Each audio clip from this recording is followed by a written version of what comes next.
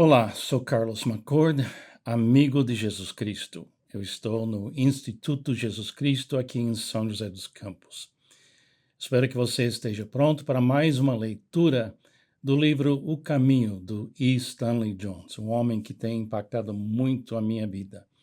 Estamos na semana 45, terça-feira. E o título é Um Forte Senso Coletivo.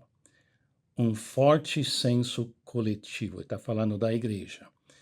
Ele recomenda que a gente faz a leitura de Romanos 12, 3 a 10, que é um pouco longo, mas muito, muito bonito. Diz assim: Por isso, pela graça que me foi dada, digo a todos vocês, ninguém tenha de si mesmo um conceito mais elevado do que deve ter, mas, ao contrário, tenha um conceito equilibrado, de acordo com a medida da fé que Deus lhe concedeu. Assim como cada um de nós tem um corpo com muitos membros e esses membros não exercem toda a mesma função, assim também em Cristo nós, que somos muitos, formamos um corpo e cada membro está ligado a todos os outros. Temos diferentes dons, de acordo com a graça que nos foi dada.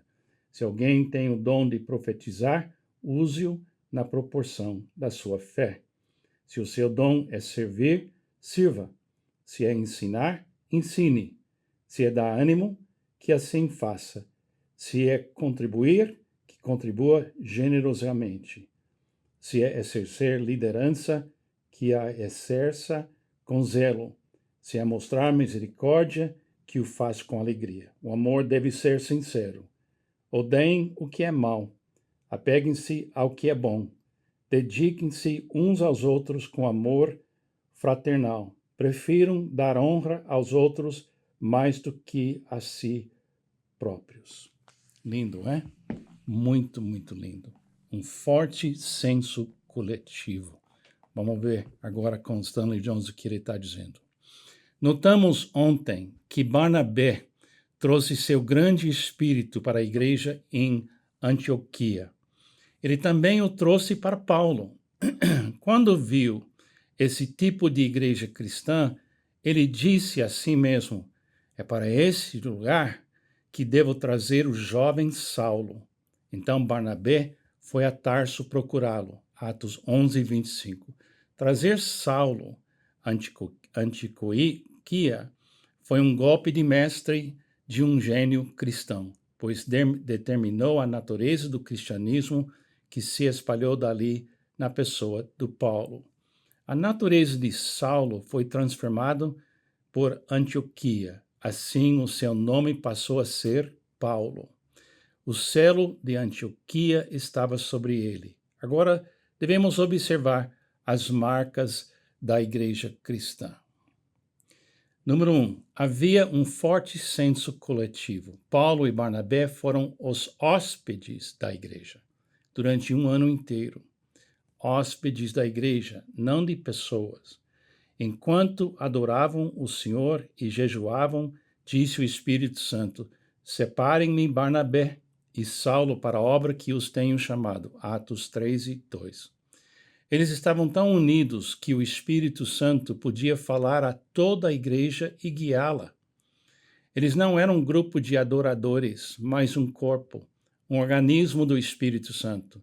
O que conquistou o mundo antigo para Cristo foi não apenas a mensagem, mas também essa nova sociedade, uma comunidade sadia em meio de uma sociedade decadente, um grupo que amava amplamente e sem barreiras em meio a um povo que só sabia odiar ou amar a quem bem entendesse.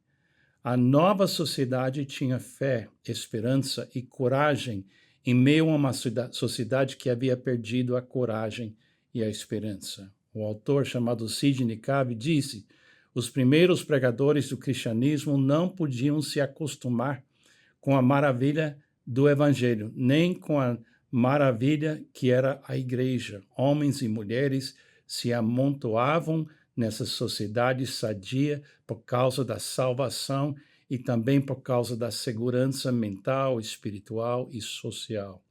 As pessoas desejam ter um senso de pertencimento. Sem esse pertencimento, há uma sensação de abandono, de solidão espiritual. A igreja de hoje deve recuperar o senso de coletividade. Deve ser uma comunidade que tem significado para a vida integral.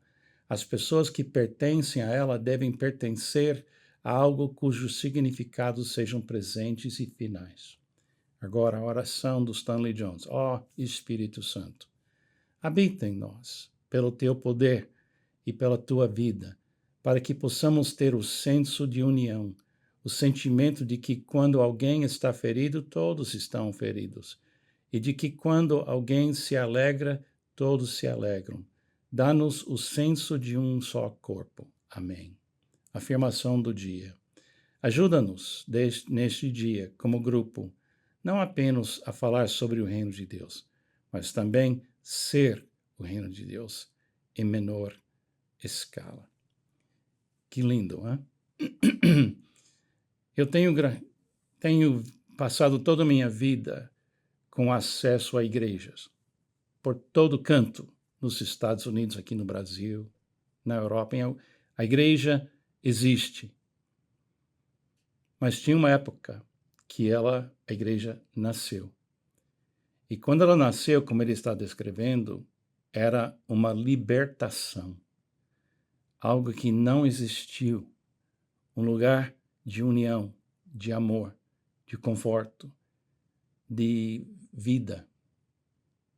Hoje em dia, a gente vê tantas igrejas e a gente pensa, puxa, não precisamos mais de igrejas. Será?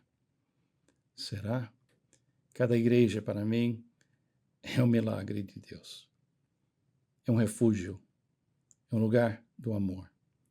Eu quero encorajar você a valorizar a coletividade de uma igreja. Ela pode ter 20 pessoas ou pode ser 20.000 pessoas. Mas se o assunto e o foco é Jesus, é uma coisa que está abençoando a cidade, o povo, a nação. Que Deus nos dê uma compreensão do milagre que é uma igreja local. Deus te abençoe.